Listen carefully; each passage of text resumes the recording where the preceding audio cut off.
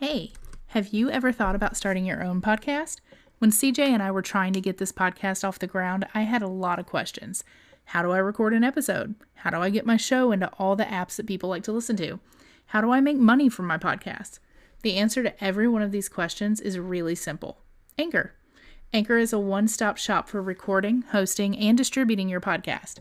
Best of all, it's 100% free and ridiculously easy to use too. And now Anchor can match you with great sponsors who want to advertise on your podcast. That means you can get paid to podcast right away. In fact, that's what I'm doing right now by reading this ad. We use Anchor because we live over an hour away and it brings us together as if we're in the same room. The sound quality is better than Skype and more reliable too. So if you've always wanted to start a podcast and make money doing so, go to anchor.fm/start.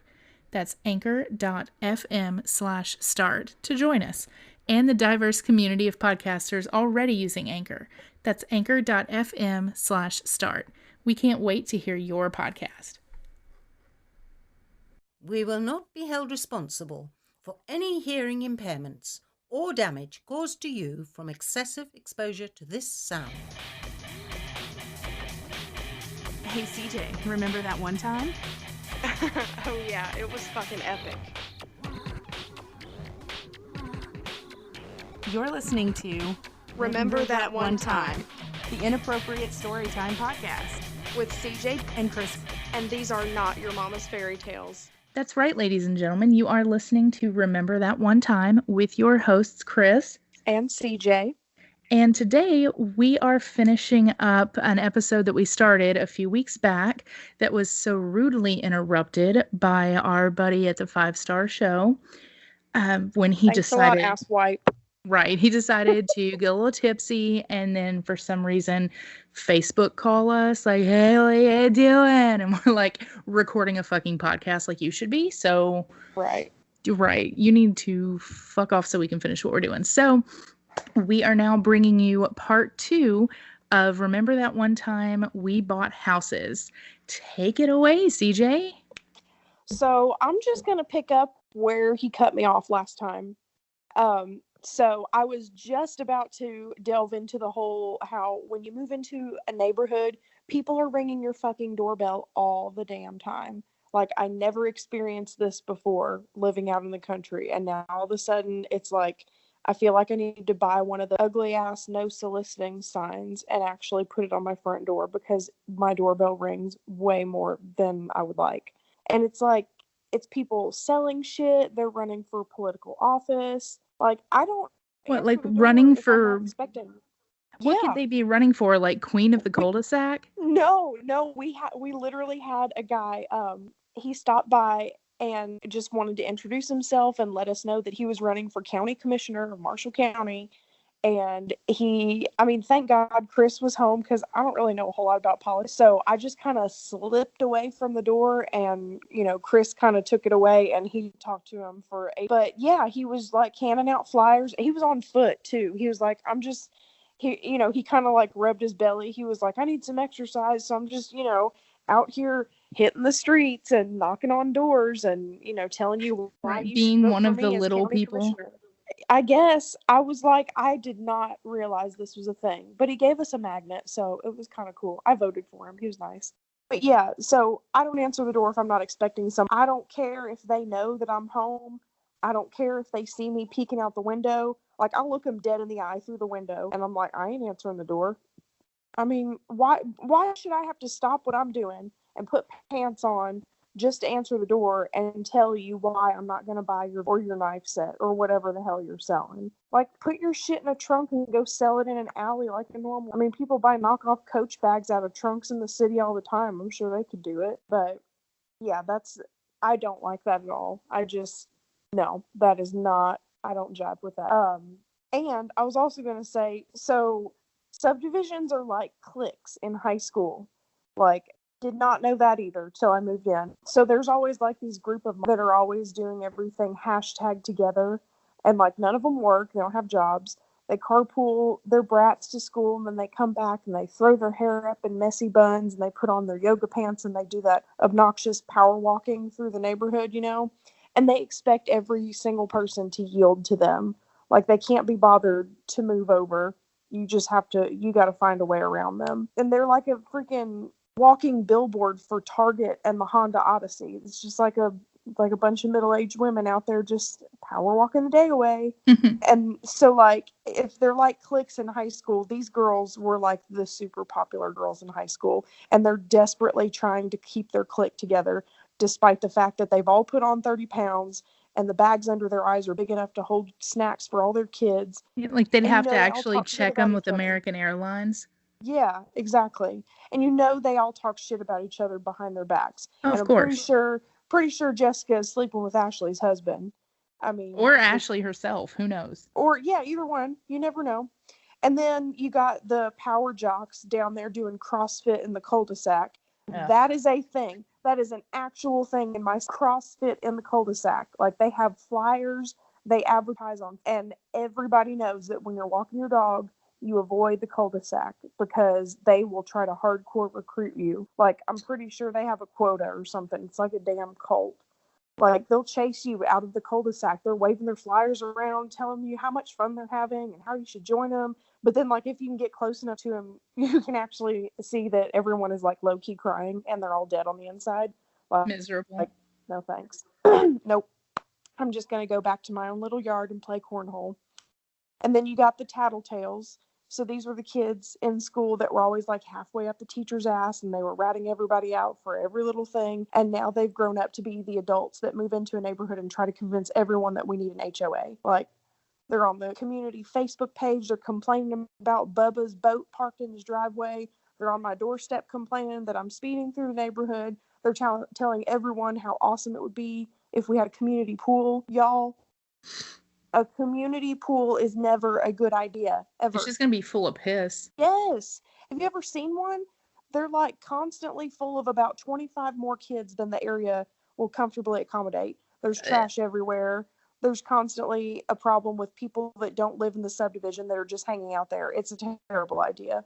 And then Fred, the community complainer, he's going to be the first to send out like weekly bulletins explaining why it's not socially acceptable to poop in a pool. What? We need bulletins to tell us not to poop in the pool? Like, this is what you're going to be dealing with if you choose to have a community pool. Long story short, don't do it. And then you have the community loner, and that would be totally different than who I was in high school, but there it is. Like, I just want to be left alone. Like, don't come to my door asking me to borrow a cup of sugar. Don't ask me if your kids can come into my backyard and play with my animals. I'm not interested in participating in your community yard sale. Just leave me the hell alone. We spent $6,000 on a privacy fence, but our house is like up on a big hill and the fence is way down below, so it's only good for really keeping the animals in and not actual privacy. So I'm over here like looking up outdoor curtains on Pinterest so I can put some up on the lanai and kind of block out and get a little bit more privacy. Kris is looking at like husband Kris is looking at buying some like established trees to plant to kind of make like a barrier between us and the people behind, because it's just awkward. Like, I go out there in the morning, I'm trying to stare and enjoy and it's just like I'm just staring across at these people and they're right, and it's just kind of weird when they're toddlers out there and their screams are bouncing off the canyon walls at 5:45 and I'm just supposed to act like that's okay. No, I just want to drink my coffee in private. Like, just leave me alone. So living in a subdivision was definitely not my first choice. But I mean, the price of this house was just way too good to pass up. But I mean, I won't lie. Sometimes I'm just like #build a wall, because we're up on this damn hill and everyone can see in our business. And I truly do need some sort of wall because this fence ain't cutting it. Like, we had to get together one night. We're in the backyard playing cornhole, drinking, having a good time. The next day, I'm walking my dog, not in the cul-de-sac because, I don't want to get attacked by the CrossFit dudes. And this dude I've never seen before, he was like, "Hey, looked like y'all were having fun last night." And my heart just stopped for a split second because I was oh, dear God, I forgot to close the blinds. He saw everything. So I just tried to play it off. I was like, "Excuse me?" And he said, "Yeah, I was lying in bed and I kept hearing this sound and I looked out the window and saw your party and I saw y'all were playing cornhole. I couldn't sleep. I almost came over." I was like, "First of all, never show up to my house without being. Second of all, keep your eyes on your own cornhole. Like, I just need an invisibility bubble for my house because it's just way too open, and I know somebody's going to see me being weird one, and it's going to go downhill. And also, in a subdivision, Christmas becomes like this full-on competition, like which house looks the most like the Griswolds on Christmas Eve. It's crazy. Like all the go-getter dads get out there on the same day in their flannel, and they see who can put up the most. It's hilarious, actually. You like imagine you've got like two dads next door to each other. They both walk out of their garages with Rubbermaid containers full of water. Their eyes meet across the yard, and some freaking Wild West dusty road shootout music starts playing in the background, and I swear to God, they're going to duel. And Nice. they spot us watching them, but we know better than to wave, because I mean we're basically like the Todd and Margot of the neighborhood, and so these dudes just like duke it out over some Christmas light. Like it's seriously, they just try to one up each other. Like if one of them goes back out to put more up, and then just wait like 20 minutes, and the next guy, next door neighbor, he'll come out and he'll put more of them up. God, it's And a then dick it's just back and forth. contest. It really is. I'm like, it's just like, guys trying to buy bigger trucks than everybody else. It's just, I guess that's just like the trucks and the big tires and everything. That's what you do when you're like in your 20s. And then like when you start to get dad bod and you have 5 kids and you're in your 30s, this is what you do to try to get that back. It's a thing. Nice. So in conclusion, if you live in the country and you enjoy your privacy and you're thinking of moving to a subdivision, just ask yourself, is it really worth all of this that I've just mentioned? Because it's going to happen, all of it. So, yeah. I dig it. Well, also, don't forget to check out our social media. We're on Facebook.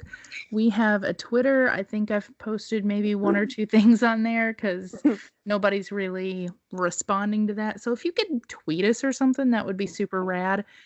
We've got an Instagram, so you can see our ugly mugs and pictures. We've got a website. You can always find us at podcasts.com, iTunes, or SoundCloud. There's also always a link on Facebook that makes it super simple for you just to click and listen, which, of course, we appreciate. Tell your friends, tell your enemies, tell your mama. They need to be listening.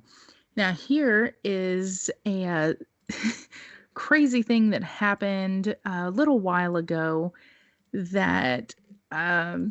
really, really crazy thing that I could never have guessed. And this is also CJ's first time hearing this, so strap in for this is the surprise. This is surprise secret story time. Okay. Sit down, crisscross applesauce, pay attention. Here we go. So I've got a friend from work, Sarah. She asked us to go to this hunting show downtown Nashville because she had a first date. And she was like really nervous, and she's like, I don't want this guy to slaughter me and like hang me up to, as a trophy on his wall, because, we were going to that hunting thing. And she was set up by another friend that she grew up with, and she was like, I don't know. So we get to this place, at the hunting show, and this guy showed up drunk as fuck. He said he was nervous. And he said he was nervous to meet her, but he just, I don't know. He said that he drank scotch all morning. Like, CJ likes to drink, but she's not pre-gaming with scotch for a hunting show. No. At all. So, yeah, it was like 10 o'clock in the morning when we started. And he had been drinking since he got up until at least 10 o'clock scotch. So... He goes to give her a hug, and he's already loosey-goosey, so he gives me a hug, he gives Ethan a hug. All of us are like, hey, buddy, how's it going? And he just, like, reeks of scotch. It was absolutely ridiculous. Well, this guy is one of those, I don't want to say, like, preppers or whatever, but he's super... He's super worried about the world we live in when it comes to like social media and the government's watching and they scan your DNA through your debit cards or whatever. So he keeps all of his information on his cell phone, and he only like unlocks his bank account through his cell phone when he's going to spend money, and then immediately locks it back So he was going to buy this, like, and of course, drunk as hell, he decides, oh yeah, I need this $800 crossbow right here, right now. I'm gonna drop some bank. And he goes to whip out his phone and he's like, well, where the fuck is it?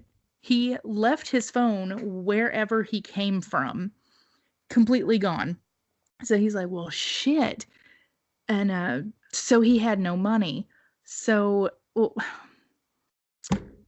so actually, Sarah had to pay his way in as well.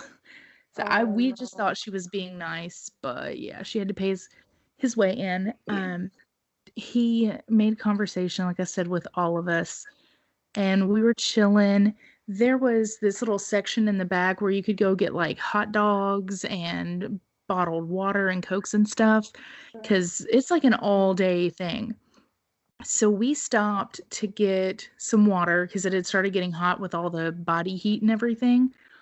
And we look around and this dude is gone. Gone, gone. We could not find him anywhere. We looked all over the place. And there wasn't that many people, but he was in a camo jacket and a hat. And that literally described every single man. Right. So he could have been anyone. It's like, okay, well, who's going to go to a hunting show or basically anybody that you see at like Bass Pro Shop? Okay, he's going to be between the ages of 20 and 40. He's going to be in camo. He's going to be in a trucker hat. He's probably going to have dip in. I mean, that's everybody. You can't differentiate. So it was crazy. So we checked outside to see if maybe he went back to his car or maybe he was taking a cigarette break or something. But no, we went to the building beside us as well to see if maybe, I don't know, he like snuck into a building or something. Maybe he even passed out drunk in the bathroom. I sent Ethan into every men's bathroom and I was like, can you go see if he's drowning in a toilet somewhere? Like, we're genuinely concerned about this dude. He is sloshed at a hunting show and missing, completely gone. So we eventually got into Sarah's car and we started driving around to find him. We finally found him at her friend's house. It's about 10 minutes down the road, and he had been staying there off and on. He was asleep on the couch. He just walked out, started walking down the road, and showed up at a friend's house. At least that's what we thought. This is the friend that set them up? Yeah, the friend that set them up. He just showed back up at her house, right? And when he, we like pounded on the door when he, and then, like I said, he was asleep on the couch. So Sarah just came and like flicked him on the head, basically, like, hey, asshole, get up. What the hell's going on? You owe me $20, asswipe. Basically, he told her that the nice policeman outside gave him a ride home. He claimed, now get this, he claimed that the cops had another guy at the show in handcuffs. And since he asked nice, the cops just let the other guy go and took him over to her house. Pretty sure he was person. He's just this, I don't know if he was like this homeless drifter. Like, I am not gonna be trusting that friend ever again. Like, don't set me up with these crazy ass people. Ever. Yeah, like what the hell? I mean, first of all, if he's staying on your couch, what makes you think that he's ready to be set up in for a potential relationship? Like, you're living on someone's couch. Well, they you're said not ready for commitment. Well, they said he crashed on and off. So, I mean, I think he lived somewhere else. But, like, you remember the guy that we went to high school with that randomly crashed at our apartment in Eagleville every once in a while, to where we eventually were like, dude, you got to go somewhere else. You know who I'm talking about. Yeah. Yeah. It's coming back now, right? Yeah. So I think so. I think it's one of those situations. So, like I said, I wouldn't be trusting her. Pretty sure he was the guy in the handcuffs. Like, if you're gonna show up at a hunting show with like crossbows and guns and dangerous stuff, and you reek of alcohol, and there's a cop with somebody in handcuffs, it's gonna be you. Yeah, it's probably you. Exactly. And later she found out, she texted or Snapchatted me later, and it turns out the phone that he left home, which is why we couldn't get a hold of him the whole time trying to find out where he was. It was in his jacket the whole time. Not in like an outside pocket, but you know those inside conceal special pockets. It was inside his jacket pocket the entire time. Sarah was obviously pissed and put an end to ever speaking with him again. Like, he's tried calling, "Oh, I'm so sorry. I was just so nervous to meet you, and I swear it'll never happen again." You're right. You're damn right it'll never happen again, because we ain't ever going out again. I'll never want Right? to see you ever again. Exactly. And you owe me $20. Right? Needless to say, he didn't get that crossbow, and he spent the rest of the night, like, puking at his friend's house, sleeping on the couch. So their first date did not go great. Wow. Yeah. So that is Loser. something that happened recently that I had to get out. It was one of those too bizarre to be true type of things. Like, who, one, shows up drunk for a first date, two, goes missing, like, doesn't even tell anybody, just walks out, three, shows up at their friend's couch claiming to have been very nicely escorted by the police to her house. Like, that's just weird. That doesn't add up. That's whose idea was it? Like, oh, it's our first date, let's go to a hunting show. Like, it was his idea, because he's like, oh, well, it's kind of both of them. They agreed. He's into, like, duck hunting is his big thing. So he's like, oh, there's this awesome hunting show. I've been wanting to go for a while. And she's like, well, there's going to be a ton of people there. So if he's going to murder me, like, it's going to make the news. So and of course she brought us too for that reason. And Ethan wanted to go because, ammo and shit. That's all up his alley too. Right. So that's what they did. Oh, okay. Bizarre. Right? Well, what did you learn this episode? Something that you learned. I learned that I'm never going to go out on a date with anybody that somebody just sets me up with.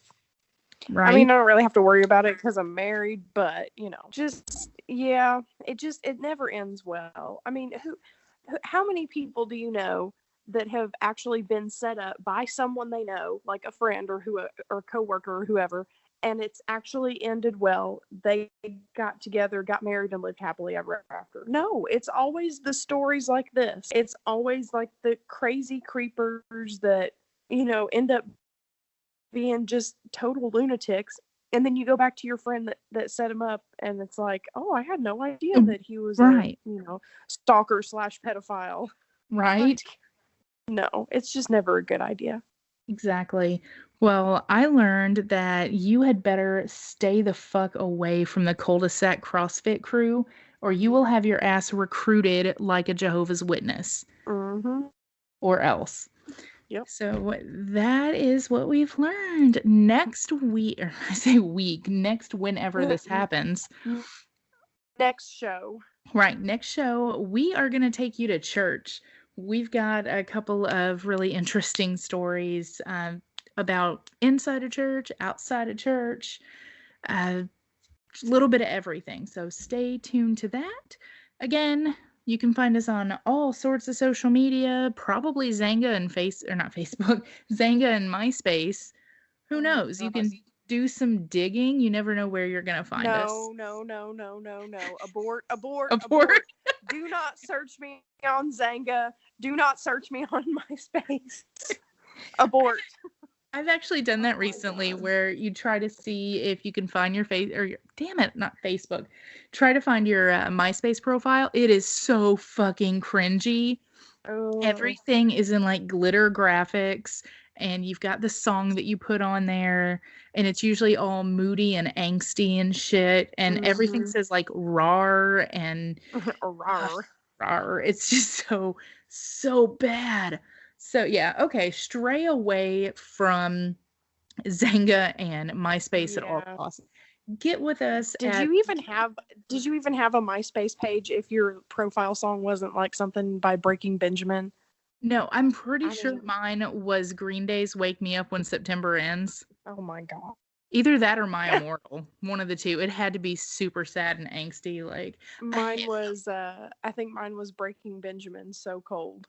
So cold. Yeah. It was either that or Diarrhea Jane. That's the only two that anyone knows. Yes, How that's embarrassing. fantastic. Exactly. Again, if you're listening, you know where to find us. Podcast.com, SoundCloud, iTunes, Facebook, all that jazz. Stay tuned to the website. You never know what we're going to throw up there. We can throw up a music video every once in a while. There are all kinds of pictures and shit that just show up randomly. Me and my in-laws got together because Ethan at this hunting show bought some Dragon's Breath ammo. It's some sort of like shotgun burst or something. I don't know anything about guns. But he got this wicked awesome ammo that like explodes upon contact. And we shot some tannerite with that shit. And so And it was awesome. It was awesome. It was kind of underwhelming, but the tannerite was like 5 years old. So it didn't have the same potency that it should have. It made a really big boom, and I literally like felt the earth under my feet shake all the way up to like halfway up to my knee. So it was a big, big boom, but it didn't like explode like the beginning of NCIS or anything. Which is what You should have dug out like a part of the tree and put it inside the tree so you could blow the tree to smithereens. That would have been cool. We had it. Yeah, we had it resting at the base of the tree. And Yeah, I mean, I it saw did some that. damage, but yeah, I'll put the footage up on the website as well. I've got some pics and video from that, and I'm sure CJ can dig up some stuff to throw on the website or on Instagram. So Yeah. pay attention to social media. You never know what we're gonna do. I did some Facebook living at the Metallica concert last week. You can totally see where my Facebook Live, I met a new friend. Her name is Val. She introduced herself as Punk Rock Val. Shout out Val. Shout out Val. She should be listening if she's cool. And of course she's cool. So I'm hoping she's listening, but she was a badass. She was drunk as fuck, which makes it amazing. But she's been around the block. She's been to all these concerts. This was not her first rodeo, and she was getting it. She was banging.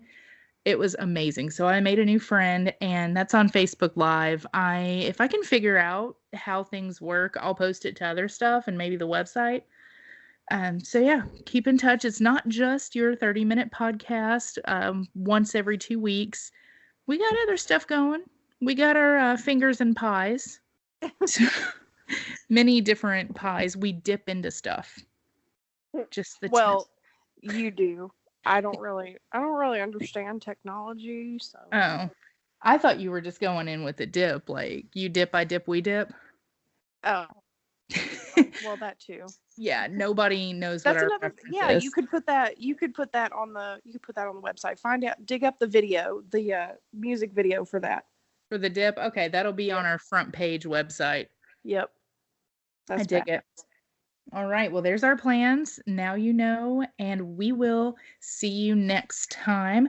And always remember, say yes to adventures, for they always lead to stories. And in the end, that's all we are. Until next time. Peace. This concludes our broadcast day.